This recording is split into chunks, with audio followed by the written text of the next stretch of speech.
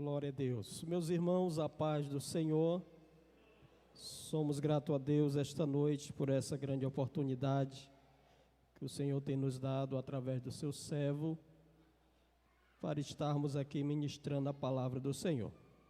Mas antes, irmãos, não sei se teremos ainda alguma oportunidade daqui para o dia da nossa saída.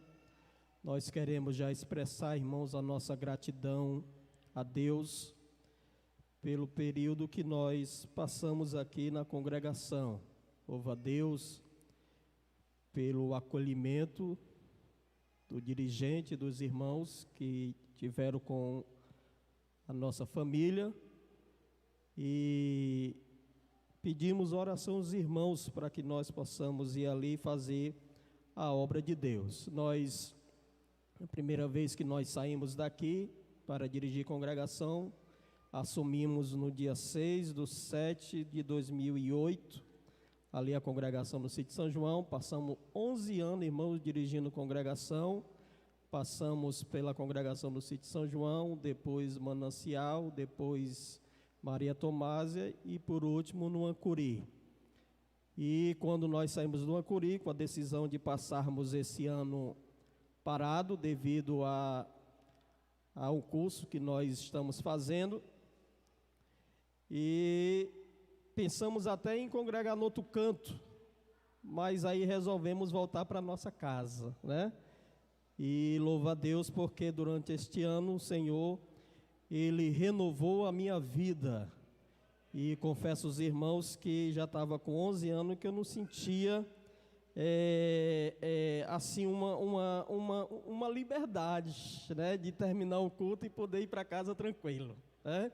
Porque realmente, irmãos, não é fácil, mas nós estaremos retornando pela permissão de Deus, se Deus assim quiser. No dia 2 de dezembro estaremos assumindo ali o trabalho ali, que fica ali em Pedras, congregação Pedras Preciosas, trabalho novo que iniciou esse ano. Vai passar a congregação no momento da nossa posse, e nós rogamos a oração dos irmãos, porque realmente nós vamos fazer um trabalho missionário, né, irmãos? Um trabalho lá, talvez tenha umas 10 pessoas, né?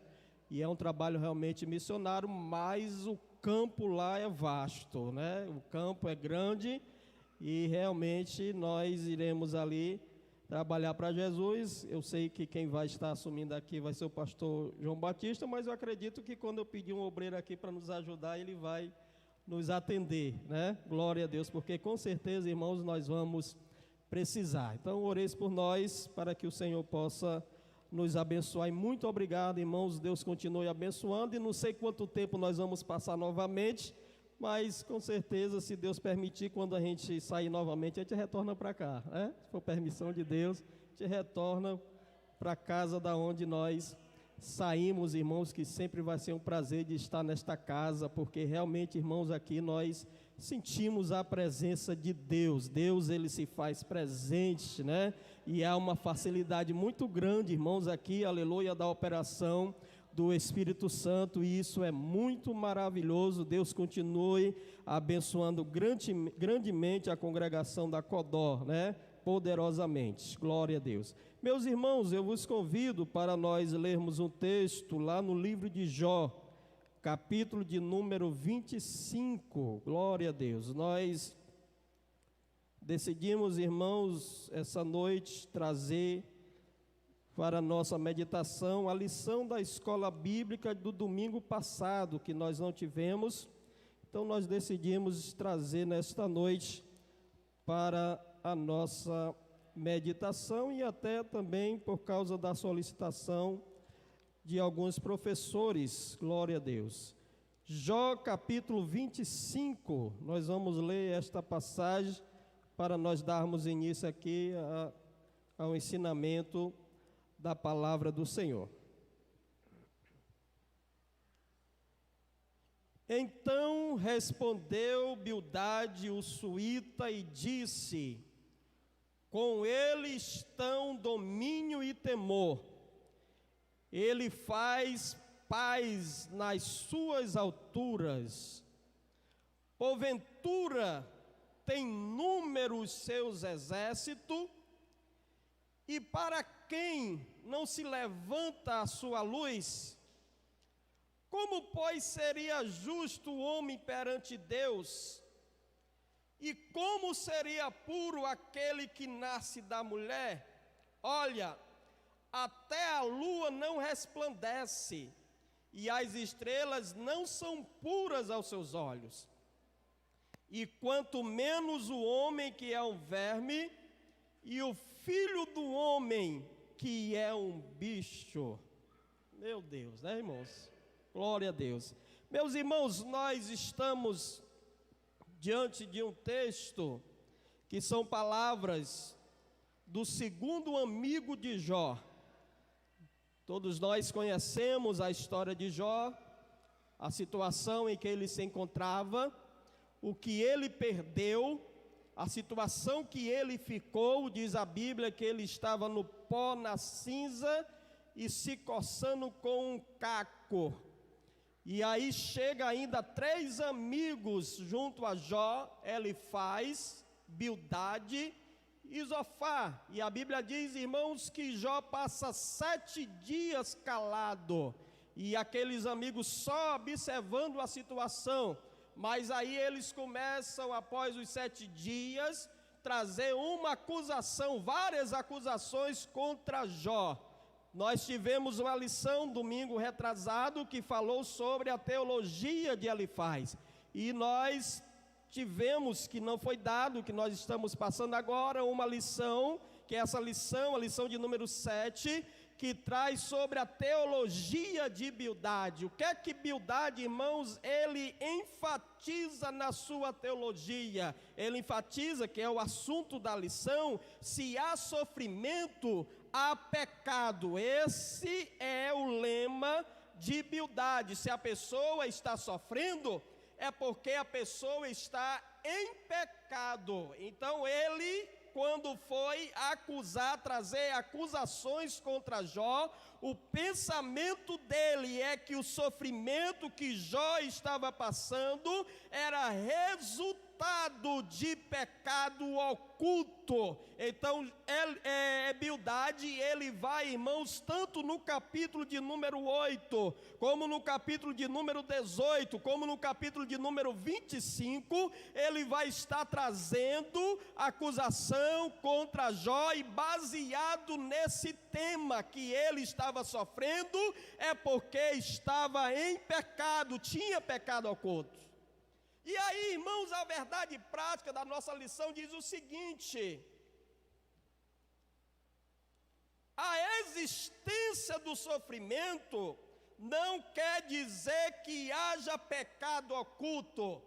E aí nós podemos dizer o quê?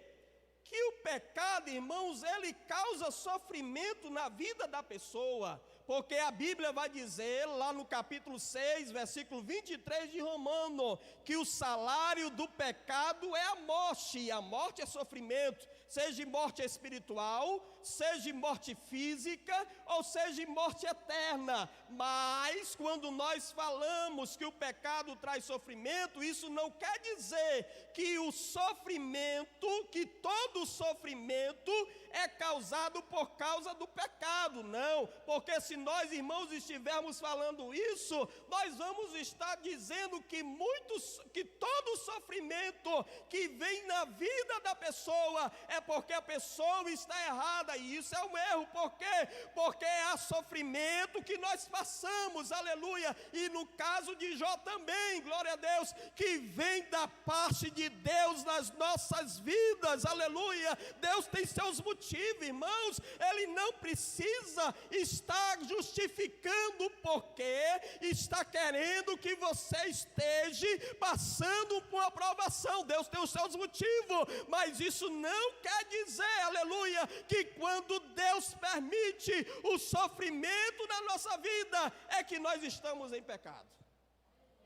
Mas só que Bildade, ele batia nessa tecla. Agora, irmãos, quando nós olhamos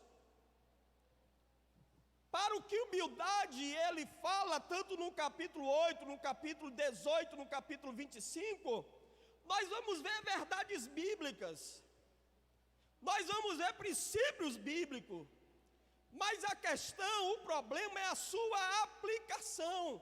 Porque tem muita gente pegando verdades bíblicas e aplicando erroneamente. Tem muita gente pegando o princípio bíblico e está aplicando de uma maneira errada. Então, Bildade, ele vai falar verdades bíblicas. O problema é que ele vai trazer uma aplicação errônea na vida daquele, aleluia, que estava sendo provado por Deus. Então, quando nós olhamos para a nossa lição, a primeira coisa que nós vamos ver na teologia de Bildade é que ele vai dizer, irmãos, que Deus, ele é justo e reto. Isso é uma verdade bíblica? É. Deus não é justo? Deus não é reto? Porque quando nós começamos, irmãos, a estudar sobre os atributos divinos, nós vamos ver os atributos naturais de Deus e vamos ver os atributos morais de Deus. Quais são os atributos naturais de Deus? São aqueles atributos que só existem em Deus, onipotente, onipresente, onisciente, todo-poderoso, criador. Ou seja, são atributos naturais que só existem em Deus. Mas quando nós olhamos para os atributos morais de Deus, são atributos que existem em Deus, mas que Ele compartilha comigo e contigo, aleluia, que somos a coroa da criação. E quais são esses atributos? Aí vem justiça, aleluia, santidade, aleluia, retidão, amor, são atributos morais de Deus, aleluia, que Ele compartilha com as nossas vidas. E aí quando nós olhamos, irmãos, para a teologia de Bildade, isso é uma verdade. Só que do modo como ele aplica que é errado, porque o que é que Bildade vai estar falando quando ele vai aplicar sobre a justiça e a retidão de Deus? É que Deus mata os maus e dá oportunidade aos bons, embora que estejam em pecado. E nós vemos isso no capítulo 8. Quando Bildade diz assim para Jó: olha, Jó, os teus filhos morreram porque eles eram maus. Mas se tu, de madrugada, buscares a Deus, tu se mostrando que é reto e justo, Deus vai te atender. Então, irmãos, o que é que nós vemos aqui nesse pensamento de Bildade dentro daquilo que ele acredita? Ele está falando, irmãos, de uma palavra chamada meritocracia. O que é isso? É pessoas que acham que tem mérito no céu. Não sei se você já ouviu isso, mas tem um pregador aí que quando está pregando ele diz assim: Senhor, se eu tiver mérito no céu, então isso é meritocracia. E foi lida uma passagem aqui na abertura do trabalho, irmãos, aleluia, que nós não temos mérito nenhum, aleluia, nós temos Cristo, aleluia, diante de Deus, aleluia, que nos coloca diante dEle, para nós estarmos pedindo alguma coisa a Ele. Então, Bildade, irmãos, ele vai tratar nisso, ele vai dizer: Deus é justo e reto. Só que ele vai, irmãos, matar os maus. Irmãos, se Deus for matar todos os maus, será que nós estaríamos aqui? O que é que a Bíblia vai dizer para nós lá em Romanos capítulo 3, a partir do versículo 13 até o versículo de número, até o final desse capítulo? Paulo vai tratar os romanos, irmãos, sobre justiça. E ele vai dizer, irmãos, lá que Deus olhou do céu à terra e não viu nem o justo sequer, aleluia. A Bíblia vai dizer um versículo muito conhecido, que é o versículo 23, todos pecaram e destituídos estão da glória de Deus. O que é isso? Nós todos, aleluia, sem tirar nenhum, sem fazer acepção de nenhum, seja pobre, rico, seja negro, branco, não, nenhum, irmãos, aleluia, estava fora disso. Todos nós estávamos incluídos nisso, de que não havia nem o justo, aleluia, porque todos nós estávamos na mesma situação. Mas graças a Deus, disse Paulo, que apareceu Jesus Cristo, aleluia, para poder justificar a nossa vida. Então isso, irmãos, o primeiro tema que Bildade vai tratar sobre isso. Jó vai se defender, mas nós vamos já ver. Segundo, lá no capítulo 18, irmãos, Bildade, ele vai falar, irmãos, você começar a ler o capítulo 18, você vai ficar até embaraçado do que Bildade vai falar. Mas o que é que ele vai tratar conforme o ponto 2 que nós temos na nossa lição? Ele vai tratar, irmãos, sobre a lei da retribuição. E ele vai falar sobre o moralismo por tradição. Ele vai trazer, irmão, muitas coisas que os antigos acreditavam, que aquela pessoa que planta, colhe. Isso é a verdade bíblica? É. A Bíblia diz lá no capítulo de número 5, capítulo 6, versículo 9, aos Gálatas, de Deus não se zomba. Tudo que o homem plantar, ele vai colher. Isso é a lei da retribuição. Isso é chamado, irmãos, na teologia de justiça retributiva.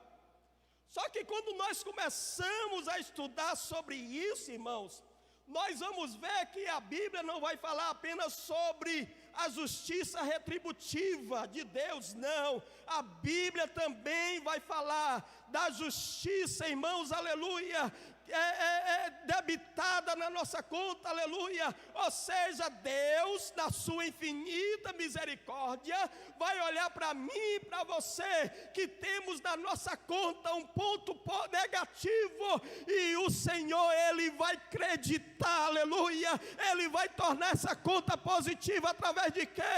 A justiça imputativa de Deus, aleluia. Deus vai imputar a mim e a você a justiça através de Jesus Cristo, aleluia. Nós não somos dignos, aleluia, não temos condição, mas através da justiça imputada de Deus, aleluia, Ele vai nos tornar justos na sua presença. Ou seja, irmãos, a justiça imputada, que foi no caso de Abraão, que a Bíblia faz menção lá em Romanos capítulo 3 e capítulo 4, vai falar sobre um crédito que vai ser colocado na nossa conta.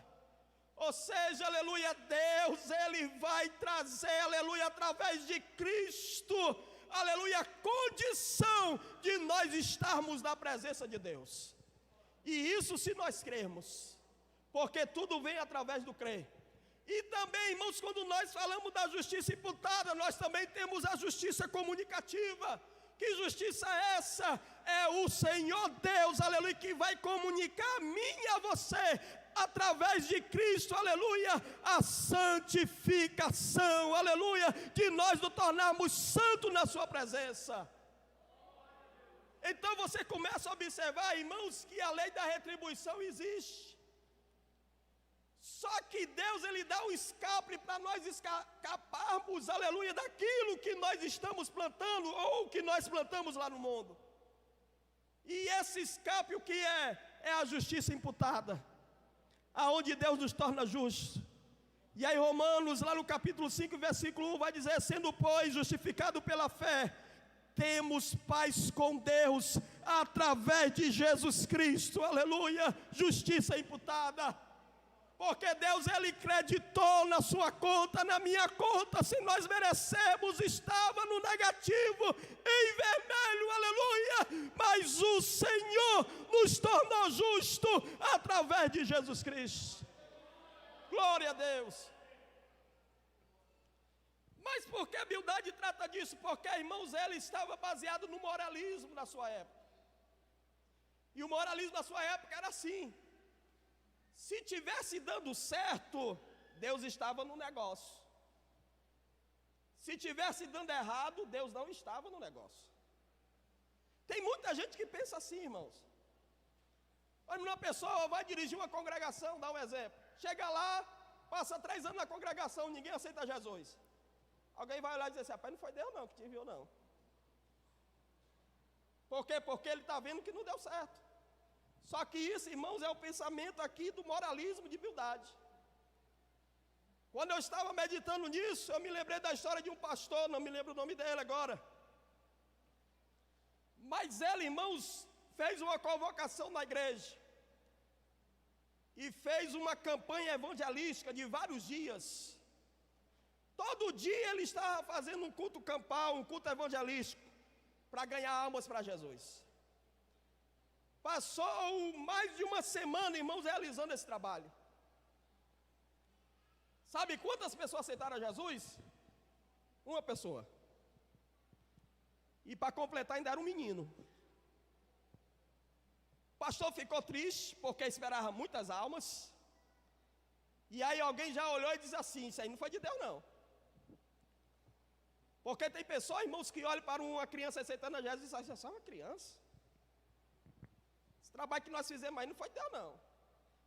E o obreiro chegou para o pastor e disse assim, pastor, esse trabalho aí que você fez aí não foi de Deus não. Olha, só um menino desse aceitou Jesus, isso foi de Deus não. Aí diz lá a história que o menino estava do lado do pastor, puxou lá o paletó dele e disse assim, pastor, quando eu crescer eu quero ser igual ao Senhor. E o menino cresceu, irmãos, e se tornou um grande pregador. Pregador daqueles grandes na Inglaterra, e incendiou a Inglaterra. E muitas pessoas se converteram a Cristo, aleluia, através da pregação daquele, aleluia, que era um menino, aleluia, desconsiderado, achando que não era de Deus, aleluia, mas era de Deus, irmãos, aleluia, porque muitas vezes o que nós vemos, aleluia, às vezes nós olhamos assim, isso aí não, aleluia, mas Deus está fazendo, aleluia, porque Deus não se baseia, irmãos, em visão humana, aleluia, Deus vê muito mais além, aleluia, daquilo que nós vemos. Terceiro, irmãos, o que é que Bildade estava dizendo no capítulo 25? Bildade estava dizendo para Jó, olha Jó, Deus é grande, e tu não é nada. Deus não vai olhar para ti não, Jó, Deus é muito grande. E você vê aqui, irmãos, na passagem que nós lemos, que ele vai dizer assim, olha, até a lua não resplandece, diante de quem? Da grandeza de Deus, e as estrelas. Então, irmãos, ele traz uma verdade extraordinária, bíblica, sobre a grandeza de Deus, e Deus é grande, Deus é imensurável. Ele é inacessível, como diz lá no capítulo 4 de Apocalipse, a inacessível glória de Deus. E ele diz a verdade. O problema, irmãos, que quando ele trata essa verdade, ele vai dizer que ninguém tem condição de se aproximar de Deus. Então é nisso que Bildade ele vai estar batendo e aplicando uma verdade, irmãos, bíblica da grandeza de Deus, que ninguém poderia se aproximar de Deus. Mas aí Jó vem com a sua defesa. E quando Jó, irmãos, ele vai falar, embora lá, irmãos, todo cheio de chaga, ele vai se defender em primeiro lugar no capítulo 9, e no versículo de número 2, e ele vai dizer, respondendo às palavras de Bildade, dessa maneira, na verdade, sei que assim é, porque como se justificaria o homem para com Deus? Ou seja, nenhum homem tem condição de se auto-justificar diante de Deus. Porque, irmãos, Isaías vai dizer lá no capítulo 64, e versículo 6 do seu livro, que a nossa justiça é como trapo de imundiça, não serve para nada. E como nós vamos, irmãos, chegar diante de Deus e querer nos justificar? Paulo, escrevendo aos irmãos em Roma, lá no capítulo 9, 10 e 11, ele vai tratar sobre esse assunto, e ele vai dizer lá, quem é tu, barro, para chegar diante do Criador e querer reclamar alguma coisa? Então, irmãos, na nossa justiça, nós não temos condição de chegar diante de Deus e querer nos justificar. Porque Deus não tem, irmãos, nenhum culpado por inocente. Nenhum de nós temos essa condição. Mas Jó está fazendo uma pergunta: como se justificaria o homem para com Deus? E aí a Bíblia nos dá a resposta, e a resposta que nós temos só através de Jesus Cristo, aleluia, só através de Jesus Cristo, aleluia, é que nós nos tornamos justos diante de Deus. E a justificação, irmãos, é uma das bênçãos da salvação. Nós temos, irmãos, da salvação várias bênçãos. Porque, irmão, todas essas bênçãos da salvação fazem parte da graça de Deus para com as nossas vidas. Porque pela graça sois salvos. E isso não vem de vós, é dom de Deus. Não vem das obras para que ninguém se glorie. Tudo é a graça de Deus. E aí nas bênçãos da salvação, quando nós falamos da bênção da salvação, nós temos as bênçãos passadas, nós temos as bênçãos presentes e nós temos as bênçãos futuras. E a justificação, irmão, faz parte das bênçãos do passado. Por quê? Porque, irmãos, todo aquele que crê é justificado. Isso está garantido na cruz. Foi garantido na cruz para a nossa vida. No momento que a pessoa crê em Jesus, aleluia, é operado na sua vida a justificação, junta com outras bênçãos, que é a reconciliação, a propiciação, o perdão dos nossos pecados, aleluia, no momento em que a pessoa crê. Só que a partir daí, irmãos, ele tem que começar a desfrutar de outra bênção.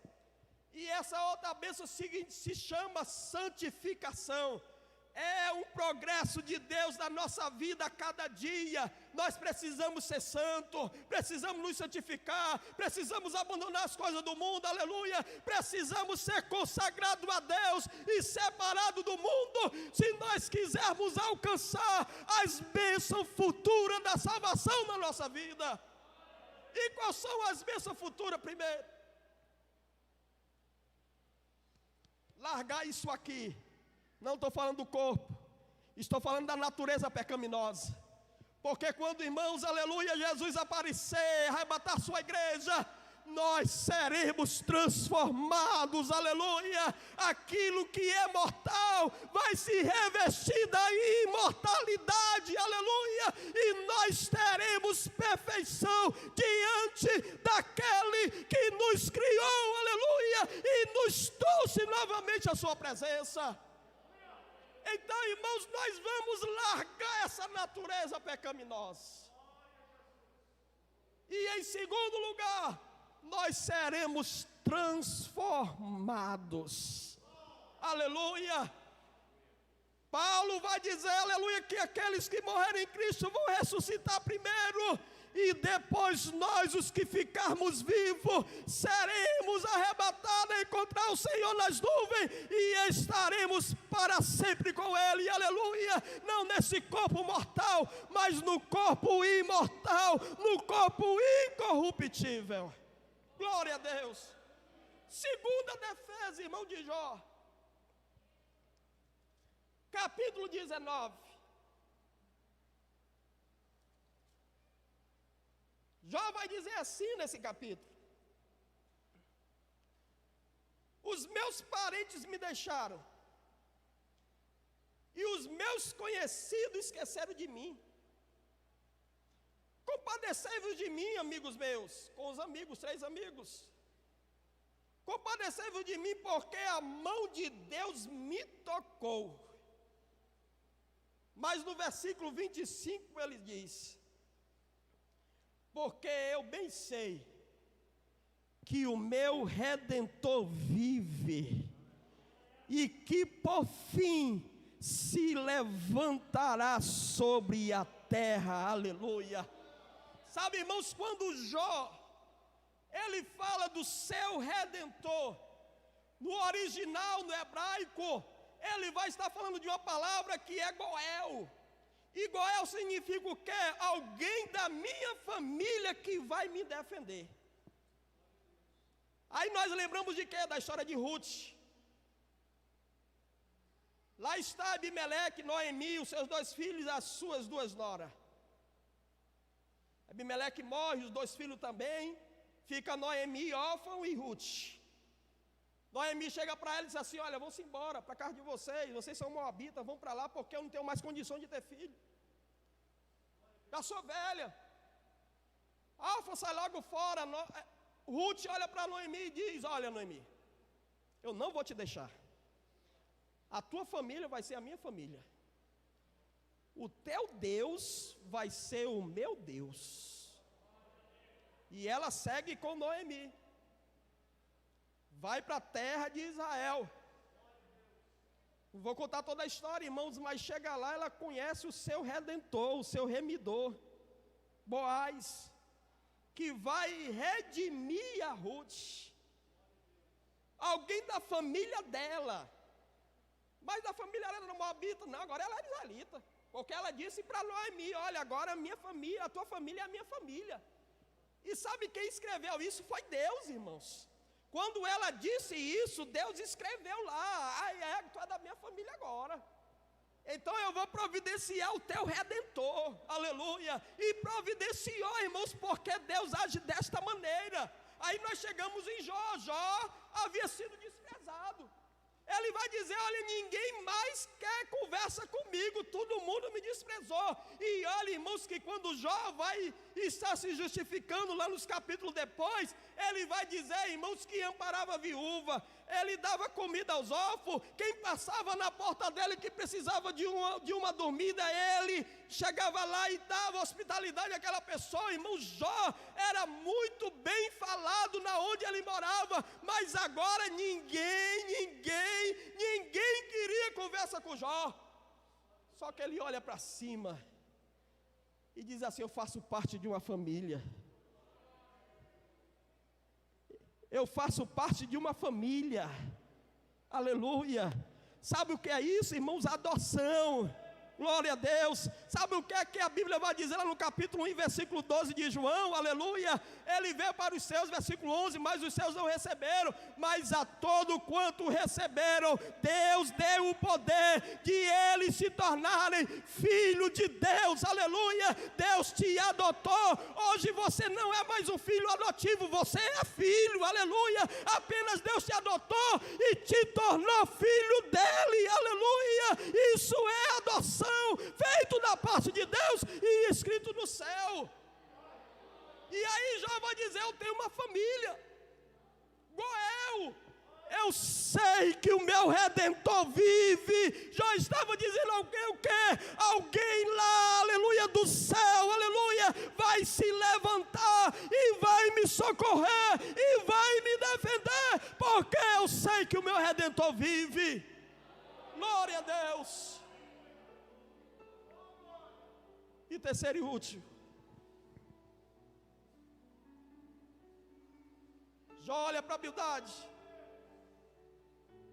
Bildade exaltando a grandeza de Deus. E como ele é grande, irmãos. Como ele é grande.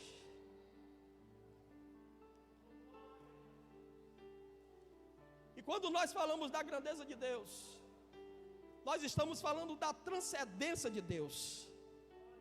Deus ultrapassa a sua criação. Deus está muito mais além da sua criação, a transcendência de Deus. Mas quando Jó olha, ele também vai falar sobre a imanência de Deus. Que embora é um Deus grande, mas é um Deus amoroso. Ele é grande, mas é amoroso. Ele é grande, mas está conosco. É isso que Jó vai se referir nas suas palavras depois do capítulo 25. Realmente, Ele é o Todo-Poderoso, Onipotente, aleluia. Mas Ele também mora, aleluia. Ele habita, aleluia, com aqueles, aleluia, que abrem o coração para Ele, aleluia. Porque também Ele é imanente. Ou seja, Deus é grande, Ele está além da sua criação. Mas Ele também está presente junto com a sua criação, aleluia.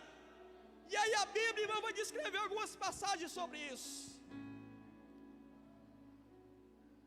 Salomão, na sua oração, sobre a casa que ele tinha feito, ele orou dessa maneira: eu sei que o céu, dos céus, não tem poder para te conter, ó Deus. Imagine essa casa que eu fiz. Transcendência de Deus.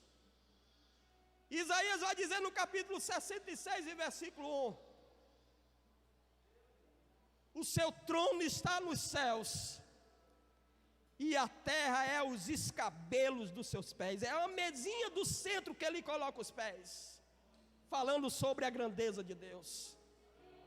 João vai falar sobre a grandeza de Deus no capítulo 1 e versículo 18, parte A, quando ele diz: nunca ninguém viu a Deus, porque Deus é grande. Deus é grande, meus amados irmãos. Mas a Bíblia também vai dizer no capítulo 66 e versículo 2 de Isaías, quando ele diz no versículo 1 que o trono dele está no céu e a terra, os cabelos dos seus pés, mas ele também vai dizer lá que Deus habita com o abatido de coração, aleluia. Aquele que se humilha, Deus se faz presente na sua vida. O que é que Isaías estava falando no versículo 2? Sobre a imanência de Deus, Deus presente, aleluia, na sua criação. E aí quando João escreveu o capítulo 1 e versículo 18, que ele diz que nunca jamais ninguém viu a Deus, mas ele vai dizer na parte B: o Filho unigênito, que estava no seio do Pai, este o revelou, aleluia. Glória a Deus. Aí João, ele vai dizer: e vimos a sua glória, como a glória do unigênito do Pai, cheio de graça e de verdade, aleluia.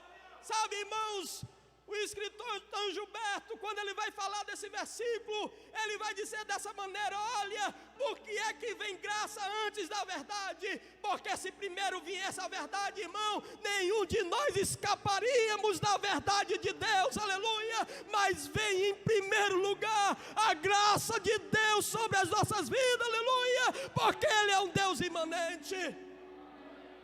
E só depois, dentro dessa graça, é que nós desfrutamos das verdades de Deus da nossa vida, aleluia, porque Ele é um Deus presente. E aí, para nós encerrarmos, lá no Evangelho de João ainda, no capítulo 14, Jesus, ele vai dizer, irmãos, uma grande verdade, palavras ditas pelo nosso Mestre, pelo nosso Senhor e pelo nosso Salvador. E no versículo 23, ele vai dizer dessa maneira: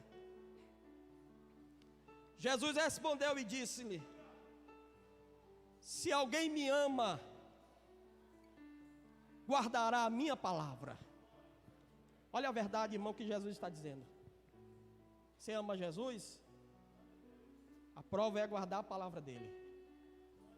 Agora, olha o que ele diz, irmão, sobre a imanência de Deus.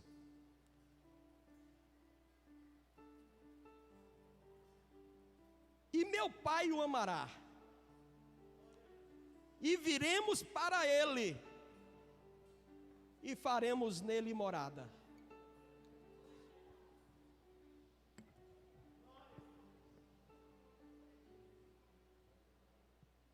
A Bíblia nos diz, irmãos, que no momento em que nós aceitamos a Jesus, nos arrependemos, se nos convertemos, e os nossos pecados são apagados, nós somos agora templo e morada do Espírito Santo de Deus.